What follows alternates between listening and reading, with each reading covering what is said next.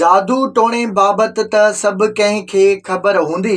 एशियाई मुल्कनि ख़ासि करे इंडिया, पाकिस्तान ऐं बांग्लादेश में त तक़रीबन हर अमल में जादू टोणीअ जो अमल दख़ल हूंदो आहे। शहरी आबादीअ में आम अवामी हंधनि ते जादू टोणीअ जा वॾे अंग में इश्तिहार केतिरा ई भेरा मीडिया तोड़े मुख़्तलिफ़ प्लेटफॉर्म्स ते बहस जो मौज़ू बि बणिया आहिनि। जादू टोणीअ सां कहिड़ा कम थियनि था या नथा थियनि, इहा ॻाल्हि पंहिंजी जाइ ते, पर अॼु असां इन हवाले सां हिकु नई ऐं अफ़सोसनाक ॻाल्हि आंदी आहे। शहरी आबादीअ में क़ानूनी तोड़े गैर क़ानूनी तरीक़े सां ॻुझ ॻुह में जादू टोणीअ जो कार वहिंवार हलणु अलॻि ॻाल्हि आहे, पर जेकॾहिं तव्हां ॿुधो त जदीद दौर में इन जो ख़ासि इल्म बि मुतारिफ़ थियो आहे ऐं हाणे इन इल्म जी सनद बि माणे सघिजे थी, त तव्हां कीअं महसूस कंदा? इहा ॻाल्हि हक़ीक़त आहे त हाणे जादू टोणीअ जे इल्म में डिग्री बि करे सघिजे थी। बर्तानिया जी यूनिवर्सिटी ऑफ एक्सेटर ईंदड़ साल खां जादू टोणीअ जे इल्म में पोस्ट ग्रेजुएशन जी डिग्री कराइण जो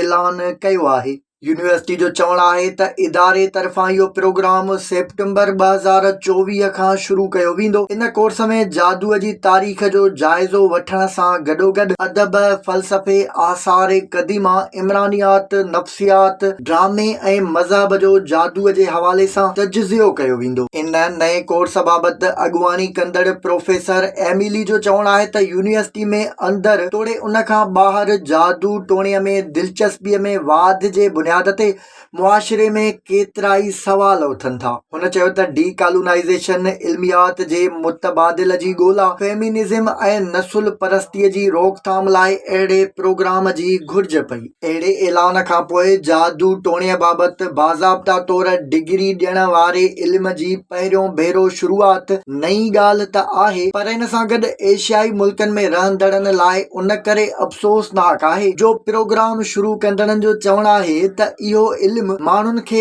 इन ख़्याल जो ॿीहर जाइज़ो वठराइण में मदद कंदो त ओलह अकुल, इल्म ऐं साइंस जो हंधु आहे, जॾहिं त बाक़ी दुनिया जो तालुक़ जादू ऐं वहम परस्तीअ सां जुड़ियल आहे।